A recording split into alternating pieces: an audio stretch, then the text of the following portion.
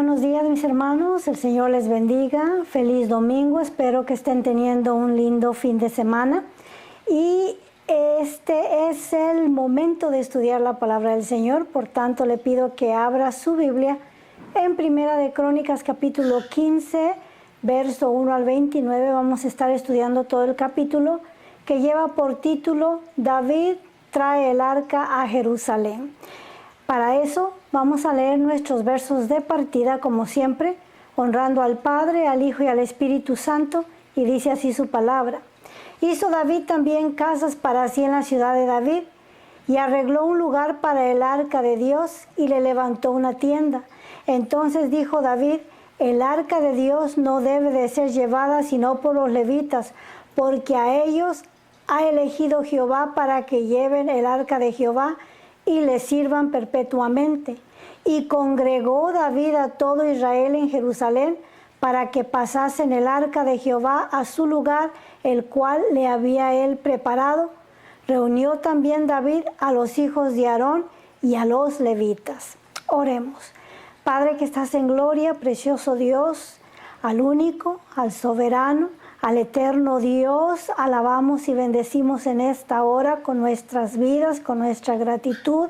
Venimos delante de ti, Padre, para agradecer tus bondades, tus favores, tus misericordias, Señor, y para aprender más de ti, maravilloso Dios. Permite que tu Santo Espíritu en esta hora sea guiándonos y ayudándonos a navegar por este capítulo, maravilloso Dios. Que tu Santo Espíritu, Señor amado, ponga tu palabra en nuestro corazón, Señor del cielo, y que aprendamos a reverenciar tu presencia y tu nombre, maravilloso Dios. Todo esto lo pedimos en el poderoso y santo nombre de Jesucristo nuestro Señor, y todos decimos amén, gloria al Señor. La semana pasada David falló en su intento de llevar el arca a la ciudad de Jerusalén. Habiendo sido nombrado el rey sobre toda la nación de Israel, puso sus prioridades en orden, y la primera de ellas era trasladar el arca a la ciudad de Jerusalén, para que así una vez más Jehová fuera el centro de la nación de Israel, y para al mismo tiempo darle la oportunidad al pueblo de Dios que tuviera un lugar donde venir y adorar al Dios vivo y todopoderoso. Ahora, según estudiamos en 2 de Samuel capítulo 6 anteriormente, este mismo acontecimiento nos dice que el arca del pacto había estado por 20 años en Kiriat Jearim, bajo el cuidado de los descendientes de Abinadab, hijo de Aarón. Recordamos que los filisteos regresaron el arca y la dejaron en esta ciudad por largo tiempo. Y aprendimos también que David intentó llevar el arca anteriormente, pero falló en su intento, no llegó muy lejos, porque siguieron las instrucciones de los filisteos y fallaron en preguntarle a Dios cómo es que ellos habían de trasladar el arca. Ellos siguieron el modelo de los paganos, de los filisteos, que pusieron el arca del pacto, del arca del pacto en una carreta nueva con un par de vacas, y la enviaron a la ciudad de los israelitas, que la más cercana era Kiriat Jearim, y Dios permitió que el arca llegara a esta ciudad. Recordamos que la recibió el pueblo con mucho gozo, pero también miramos que algunos curiosos abrieron el arca para mirar lo que llevaba dentro, y murieron a causa de esa curiosidad. Ahora, llegó el momento en el cual David fue proclamado rey y quiso llevar el arca a la ciudad de Jerusalén, pero copiando el mismo método de los filisteos, puso el arca también en una carreta jalada por 2 bueyes, y Usa, el sacerdote, iba guiando la carreta, y llegaron a un momento en el cual, ¿verdad?, el camino estaba pedregoso y hizo que se desbalanceara la carreta y el arca del pacto saltara de la carreta como para caerse, y él extendió su mano para sostenerla y el Señor le mató. Todo ese gozo y algarabía del pueblo de Dios se convirtió en un momento en luto. Le pusieron a ese lugar Pérez Usa, ¿verdad? Porque Dios hizo en ese momento una división, ¿verdad?, entre los hombres y Dios, a causa de no seguir las instrucciones que Dios había puesto en su palabra de cómo trasladar el arca. Por tanto, llevaron el arca a la casa más cercana de uno de los sacerdotes, Obed Edom, y la dejaron ahí hasta próximo aviso. Pasaron 3 meses y David escuchó que la casa de Obed Edom estaba prosperando en gran manera. Posiblemente sus cosechas estaban multiplicando, sus animales, sus crías, su casa, su familia. Por lo tanto, ¿verdad?, sintió que era el momento de volver a intentar llevar el arca a Jerusalén. Y leímos que David tuvo temor de traer el arca a su casa. Originalmente su deseo era llevar el arca del pacto a su casa, pero cuando miró la santidad de Dios, la seriedad con la que se deben de tratar las cosas de Dios, fue e hizo un tabernáculo especial para poner ahí el arca del pacto enfrente de su casa. Leemos: e hizo David también casas para sí en la ciudad de David, y arregló un lugar para el arca de Dios y le levantó una tienda. Leímos también en el capítulo 14 que Hiram, rey de Tiro, envió albañiles y envió materiales para levantarle una casa real a David. Reconoció que el Señor lo había puesto como rey, y también esto hizo que David reconociera o fuera consciente de que el Señor lo había escogido como rey de toda la nación, y comenzó a comportarse como un rey. También él comenzó a hacer más casas, posiblemente para las diferentes esposas que había tomado, no por voluntad de Dios, lo hemos explicado anteriormente. Ahora, no se olvidó de levantarle también un tabernáculo al Señor para ahí poner el arca. Ahora, parece ser, ¿verdad?, que en su intento, como dije, era llevarlo a su propia casa, pero cuando miró lo que ocurrió a Usa, cambió de idea y no lo hizo. Hizo un tabernáculo profesional. Ahora, el tabernáculo original aún existía en Gabaón. Ahí todavía había sacerdotes que estaban continuamente sacrificándole al Señor, pero no estaba la presencia del arca ahí, sino que había estado por 20 años fuera de Gabaón, en medio de Jerusalén y de Gabaón. Gloria al Señor. Ahora, había un número de sacerdotes que aún ofrecían víctimas en aquel lugar, dice el verso 2. Entonces dijo David: el arca de Dios no debe de ser llevada sino por los levitas, porque a ellos ha elegido Jehová para que lleven el arca de Jehová y le sirvan perpetuamente. Habían pasado 3 meses, y en esos 3 meses David indagó la manera correcta de cómo el arca debería de ser llevada. Gloria al Señor.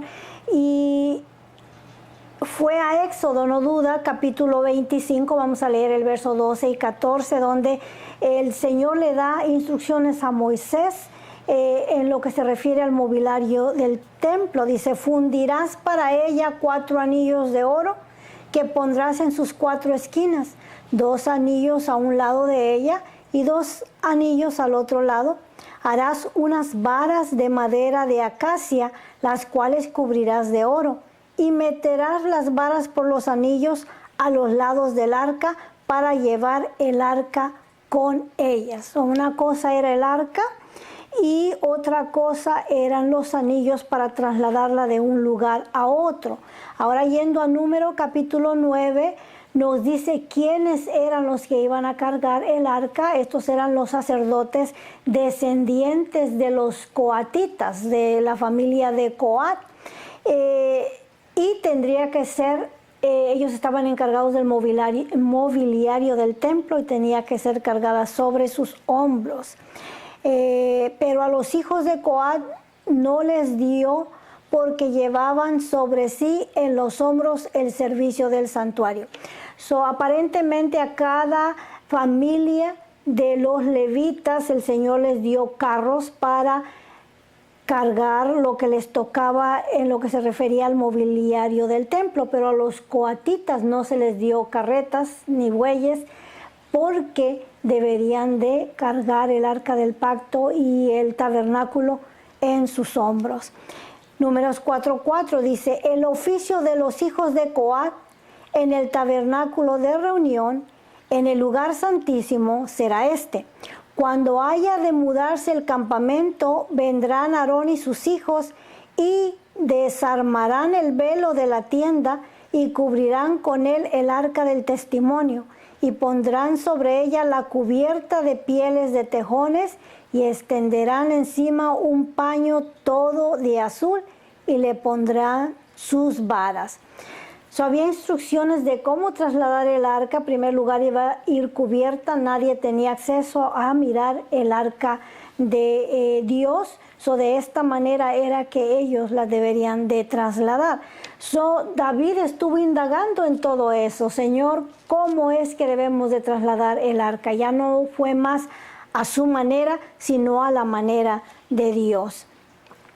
Dice el verso 3, y congregó David a todo Israel en Jerusalén para que pasasen el arca de Jehová a su lugar, el cual le había él preparado. Reunió también David a los hijos de Aarón y a los levitas, de los hijos de Coat, Uriel el principal y sus hermanos 120, de los hijos de Merari, Azarías el principal y sus hermanos 220, de los hijos de Gersón, Joel el principal y sus hermanos 130, de los hijos de Eliasafán, Semaías el principal y sus hermanos 200, de los hijos de Hebrón, Eliel el principal y sus hermanos 80, de los hijos de Uziel, Aminadab el principal y sus hermanos 112, y llamó David a los sacerdotes Sadoc y Abiatar, y a los levitas Uriel, Asaías, Joel, Samamías, Iliel y Aminadab. Se nos dice en 2 de Samuel capítulo 6 que el número de los sacerdotes que David reunió eran como 30,000 de ellos, ¿verdad? Aquí solamente está mencionando el liderazgo. En el 2 de Samuel menciona el número total. Verso 12 dice, y les dijo, vosotros que sois los principales padres de las familias de los levitas, santificaos vosotros y vuestros hermanos y pasad el arca de Jehová, Dios de Israel, al lugar que le he preparado. Como dije anteriormente, no se prepararon, no se santificaron, y Dios de alguna manera les llamó la atención, cobrando pues la vida de Usa, que él fue el que pagó por no prepararse, ¿verdad? David indagó en la palabra de Dios cómo era la manera correcta. Ahora, eran solo los sacerdotes los que podían llevar el arca en hombro. Uno sobre las varas que pasaban por los anillos, y 3 había que purificarse. En los hombros, pasado sobre las varas y los anillos, y había que purificarse. Levíticos capítulo 8 nos habla de esa purificación, cómo es que ellos deberían de apartarse y purificarse antes de tocar las cosas sagradas. Dice, también Jehová habló a Moisés diciendo, toma a los levitas de entre los hijos de Israel y haz expiación por ellos. Así harás para expiación por ellos. Rocía sobre ellos el agua de la expiación y haz pasar la navaja sobre todo su cuerpo y lavarán sus vestidos y serán purificados. Luego tomarán un novillo con su ofrenda de flor de harina amasada con aceite y tomarás otro novillo para expiación. Sabemos, ¿verdad?, que la mayoría de los israelitas son hombres de barba cerrada o velludos. Sin embargo, a los de las tribus de Leví, para estos servicios, parte de la purificación era lavar su cuerpo y rasurarlo completamente. Gloria al Señor. Y hemos estado escuchando acerca de los israelitas ortodoxos, qué tan extremos son en el servicio hasta Dios. O sea que ellos sí podemos decir que son súper religiosos, ignorando que todas esas cosas ya no son necesarias, que Jesucristo es nuestro sumo sacerdote y Él nos ha librado de los rudimentos de la ley, digámoslo así, nos ha dado vida eterna en su sangre y en su sacrificio. Ahora, dice el verso 13, pues por no haberlo hecho así vosotros la primera vez, Jehová vuestro Dios nos quebrantó por cuanto no le buscamos según su ordenanza. Como dije, hay la manera correcta de hacer toda obra de Dios y hay la manera incorrecta. Podemos decir, el fin no justifica los medios. En un sentido espiritual, David tenía un buen deseo, traer el arca a Jerusalén para establecer un lugar de adoración para la gente. Pero lo estaba haciendo en la manera incorrecta. Como dije, los fines no justifican los medios. La intención era buena, pero la manera en que lo hizo no era buena. Copió al mundo sus estrategias y eso no es lo que Dios tiene para nosotros. Ahora, David reconoce su falla, dice, Jehová nuestro Dios nos quebrantó por cuanto no le buscamos según su ordenanza. ¿Y qué podemos decir? Una gran enseñanza para nosotros que queremos hacer la obra de Dios con métodos del mundo. Dios desea una iglesia grande, pero eso no quiere decir que debemos de conformarnos al mundo para alcanzar tener una iglesia grande. O sea, no debemos de tomar los métodos carnales para lograr obras espirituales. Eso es hacer lo mismo que David hizo y falló en su intento. Y si nosotros también queremos conformarnos a los rudimentos de este mundo o a las estrategias del mundo, vamos a fallar. Si Dios quiere una iglesia grande, ¿y cuál es la estrategia para tener una iglesia grande? Volver al libro de los Hechos, capítulo 2, verso 42, donde el Señor dice, y perseveraban en la doctrina de los apóstoles, en la comunión unos con otros, en el partimiento del pan y en las oraciones. Ahora vamos al 47, dice, alabando a Dios y teniendo favor con todo el pueblo, y el Señor añadía cada día a la iglesia a los que deberían de ser salvos. Esta es la orden del Nuevo Testamento para que la iglesia crezca, pero no le copiemos a los filisteos, ¿verdad? Que dicen, traigan la carreta, traigan las vacas y suban el arca. No es así como el Señor quiere que hagamos las cosas, gloria al Señor. Ahora, tampoco era la voluntad de Dios quebrantarlos y que Usa pereciera. Sin embargo, había que llamarle la atención para que se volvieran a la palabra de Dios, al manual de Dios. Dice el verso 14, así los sacerdotes y los levitas se santificaron para traer el arca de Jehová, Dios de Israel, y los hijos de los levitas trajeron el arca de Dios puesta sobre sus hombros en las barras, como lo había mandado Moisés, conforme a la palabra de Dios. Ahora ya leímos que era a través de las varas y en los hombros que ellos deberían de cargar el arca sagrada, y solo los sacerdotes podían llevarlo, la gente común no podía hacer este servicio. Dice, asimismo dijo David a los principales de los levitas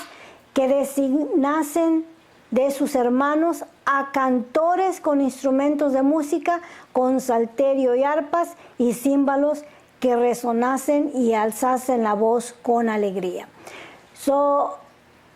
Solamente a los levitas, a sus hijos, ¿verdad? Gersón, Merari y a 3 de ellos, se me esfumó el otro nombre, eran sus descendientes los que se iban a encargar de toda la administración, gloria al Señor, en el templo, en la música también.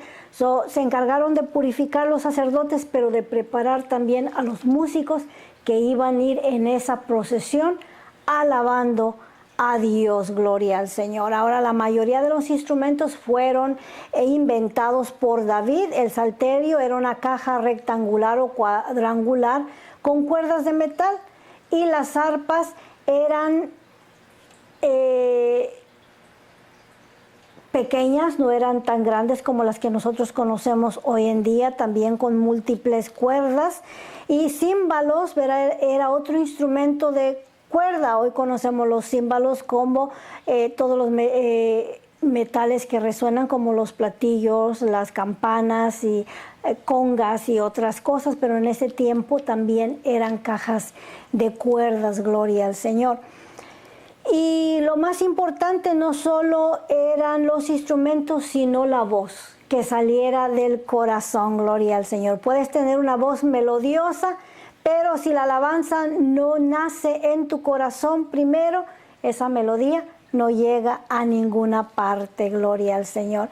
Hay gente que canta cuando pasa el pastor a la par de ellos o cuando la cámara está enfrente de ellos, pero no es lo mismo cuando tienen sus devocionales privados, ¿verdad? Hay que alabar al Señor aun cuando, ¿verdad?, no estamos enfrente de la gente. Dios es digno de ser en gran manera alabado y exaltado, dice aquí.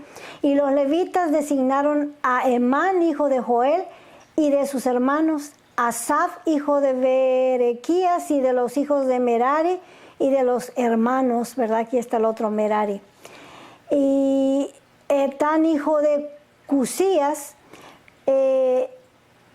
verso 18 dice, y con ellos sus hermanos del segundo orden, a Zacarías, Jaziel, Semiramot, Geliel, Uní, Eliab, Benadab, Mesías, Matatías, Elifeluhu, Mignías, Obededom y Geliel, los porteros. Verso 19 dice así, Emán, Asaf y Etán, que eran cantores, sonaban símbolos de bronce. Aquí encontramos estos encargados de la percusión, gloria al Señor, y podemos decir que este es un trío. Estamos hablando de 3 de ellos que se unieron también para alabar al Señor. Y Zacarías, Asiel, Semiramot, ¿verdad? Nombramos todos esos, sobre el Alamot. Alamot en hebreo quiere decir virgen. La música de los sopranos pertenecía a las doncellas, a las vírgenes. Hay otra palabra según los estudiadores que es shemanet, que se refiere a las notas bajas. Esas notas eran hechas por los hombres. Ellos se encargaron de armar el coro o la orquesta para trasladar el arca de Dios, y prepararon la voz de las mujeres, de las vírgenes, como tanto la voz de los hombres, gloria al Señor. Dice 21, Matatías, Elifelihu, menciona todos estos nombres, tenían arpas afinadas en la octava para dirigir, gloria al Señor. Imagínense esta orquesta tremenda que se había preparado 3 meses para preparar, y que Nenías, principal de los levitas en la música, fue puesto para dirigir el canto porque era entendido en ello. Berequías y Elcana eran porteros del arca, y Sebanías, Josafat, Natanael, Amasaía, Zacarías, Benaía, Eliezer, sacerdotes, tocaban las trompetas delante del arca de Dios. Obededom y Jeías eran también porteros del arca. Dice aquí, ¿verdad?, que ellos estaban preparados, gloria al Señor, en el canto. El Señor los había escogido no solamente, ¿verdad?, porque eran de la familia de los levitas, había muchos sacerdotes, sino porque eran entendidos en el canto, gloria al Señor. Había que tener, en pocas palabras, el talento para poder hacerlo, gloria al Señor. Miramos aquí Obed, donde estaba el arca, también lo pusieron de portero. Y las trompetas posiblemente eran hechas todavía no de metal, sino de cuernos de carneros, pero armonizaban, que no tenemos cassettes ni CDs, ¿verdad? Nos hubiera encantado poder escuchar la música que ellos tocaron en aquel día, gloria al Señor. Dice, David pues y los ancianos de Israel y los capitanes de millares fueron a traer el arca del pacto de Jehová de casa de Obed-edom con alegría, no con luto, con alegría, y ayudando Dios a los levitas que llevaban el arca del pacto de Jehová, sacrificaron 7 novillos y 7 corderos. Eso fue para empezar, sacrificaron 14 víctimas, carneros delante del Señor y toros, novillos. En segunda de Samuel también nos habla de los sacrificios, capítulo 6, verso 13 nos dice, y cuando los que llevaban el arca de Dios habían andado 6 pasos, él sacrificó un buey y un carnero engordado. Cada 6 pasos, póngase a pensar, caminaba despacio, lentamente, el arca daba 6 pasos y enseguida un carnero y un toro eran sacrificados. Si les faltaba una milla de Obed-edom a donde estaba la casa de David, donde enfrente de su casa iba a estar el arca, podemos imaginarnos un sinnúmero de víctimas que iban sacrificándole al Señor en aquel día. No solo sacrificio de animales, sino sacrificio de alabanza. El fruto de labios que declara y confiesa su nombre, gloria al Señor. Y en el siguiente capítulo vamos a mirar cómo fue que David preparó salmos exclusivamente para este momento, para la alabanza de Dios, ¿verdad? Ahora, estos salmos estaban apropiados para esta ocasión, para hablar de todas sus maravillas. Vamos a mirar con detalles ese precioso salmo que escribió, que se inspiró solamente para este momento. Verso 27 dice, y David iba vestido de lino fino, y también todos los levitas que llevaban el arca, y asimismo los cantores, y que Ananías era maestro de canto entre los cantores, llevaba también David sobre sí un efod de lino, gloria al Señor. Hemos visto en varias ocasiones la preparación para este momento, gente preparada, maestros, hay gente que tiene el don de cantar naturalmente, gloria al Señor, no necesita instrucciones o que le enseñen, pero hay otra gente que necesita practicar, gloria al Señor, y nos menciona aquí un maestro que se dedicó a entrenar, a afinar, a mejorar el canto de los que iban a cantar ese día, gloria al Señor. Ahora David se le nombra y se le conoce en la Biblia como el dulce cantor.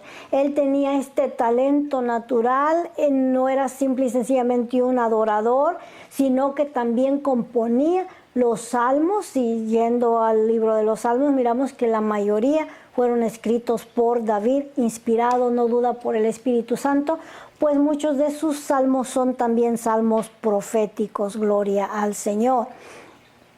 Ahora, en segundas de Samuel, capítulo 6 nos dice que él iba danzando con todas sus fuerzas, con todo lo que daba, con todo lo que tenía. Este era un momento espiritual en el cual David se entregó por completo a la adoración del Señor. Dice verso 28, de esta manera llevaba todo Israel el arca del pacto de Jehová con júbilo, sonido de bocinas y trompetas y címbalos y al son del salterio y arpas. ¿Qué tal procesión era esta? Ahora sí nos hubiera gustado estar sentados también en el muro de Jerusalén esperando mirar pasar esta procesión gloriosa en la cual me imagino que la gente lloraba, danzaba y alababa al Señor con todas sus fuerzas. Gloria al Señor. David,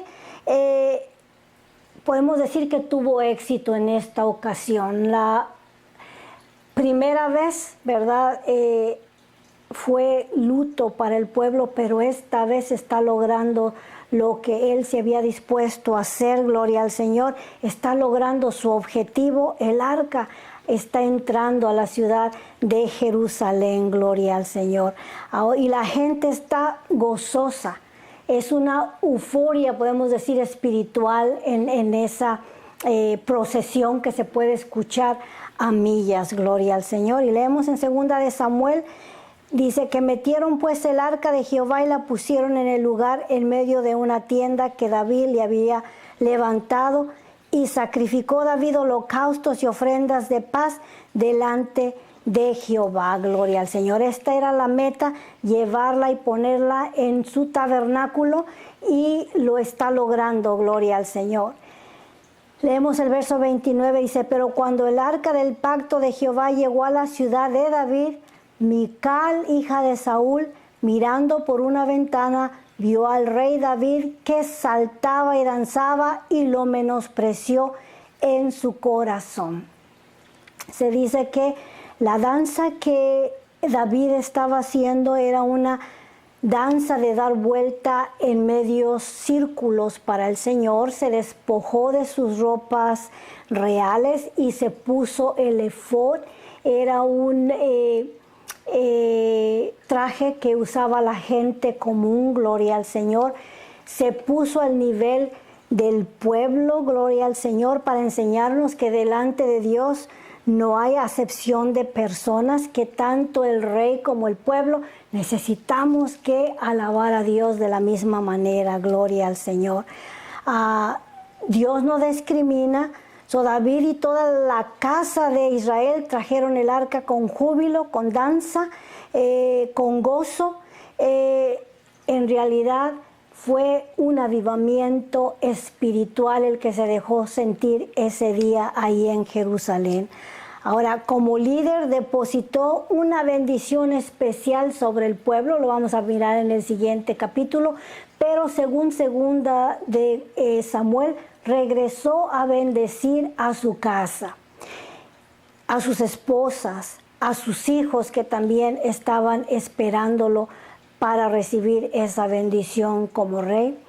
Y ahí, ¿verdad? Como podemos decir que después de una experiencia gloriosa, de un momento glorioso delante del Señor, siempre el enemigo está esperándonos allá abajo de la montaña para robarnos el gozo.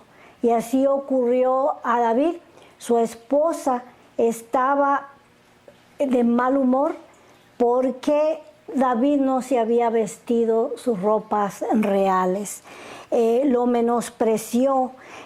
Dice el verso 20, y saliendo Mical a recibir a David, dijo, cuán honroso ha quedado hoy el rey de Israel, descubriéndose hoy delante de las criadas de sus siervos, como se descubre sin decoro un cualquiera. Podemos mirar que ella no estaba en el mismo sentir. Estaba de espectadora, estaba mirando en vez de adorar, en vez de ser adoradora, estaba de espectadora. Ella no se enfocó en el momento, en la ocasión. Esta era la dedicación la presencia de Dios venía delante de David y David atrás adorando al Señor. Ella no miró lo espiritual, solamente miró con sus ojos físicos, o el rey no trae su traje real.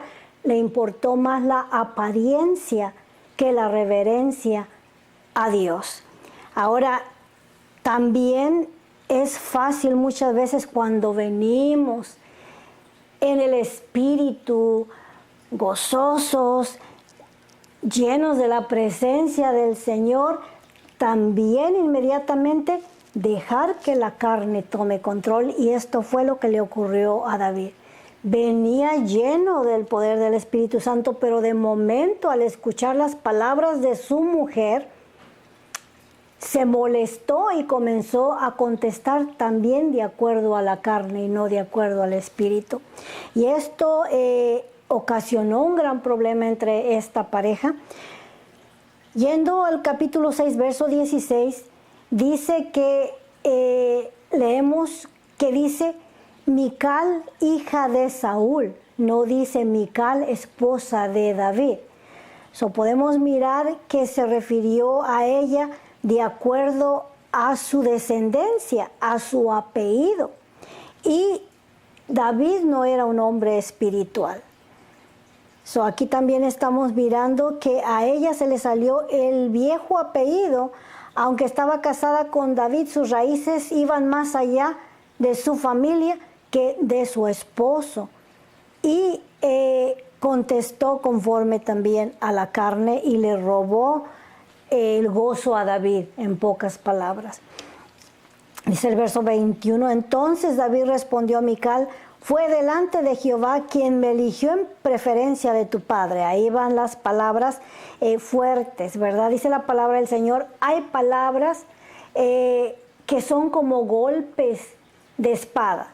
Las primeras que dejó salir de su boca Mical eran golpes de espada para David, y David contestó de la misma manera, Dios me eligió a mí antes que a tu padre y a toda tu casa para constituirme por príncipe sobre el pueblo de Jehová, sobre Israel. Esas palabras eran innecesarias, pero pues él se las dejó saber.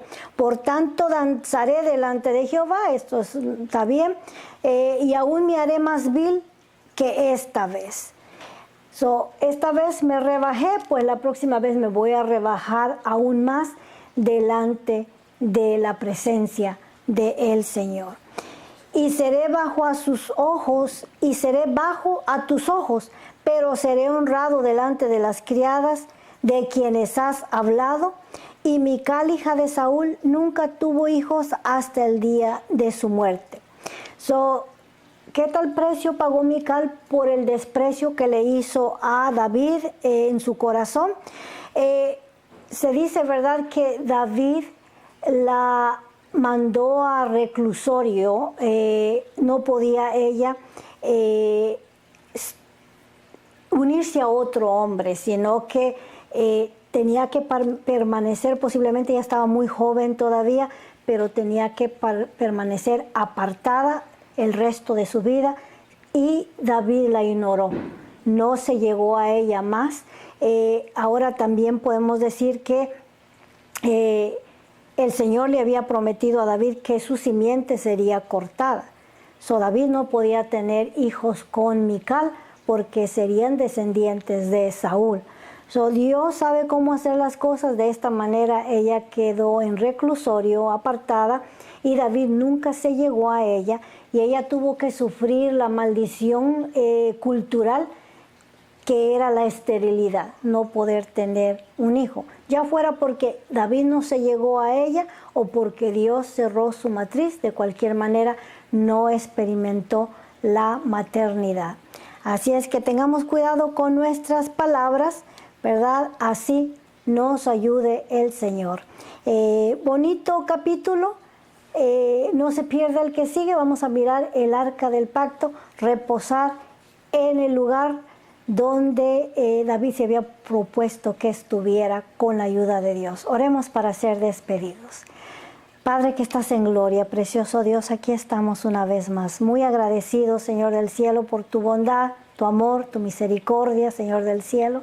Seguimos confiando, Señor amado, que tu mano de poder nos fortalece, nos ayuda y nos anima. Mira al que está enlutado, Señor Dios del cielo, al que ha perdido un ser querido, Señor, consuélale, Padre Santo. Sabemos que están en tu presencia, Señor, pero al mismo tiempo no es fácil despedirlos de este mundo. Ayúdale al enlutado, al que está necesitado, provéele, Señor del cielo, al que tiene temor, Señor mío y Dios mío, que tu mano de poder le fortalezca. Oh, Señor amado, camina con nosotros una semana más. Te lo pedimos, Padre, en el poderoso y santo nombre de Jesucristo nuestro Señor. Y todos decimos... Amén. Que el Señor les bendiga, mis hermanos, y les regale otra excelente semana.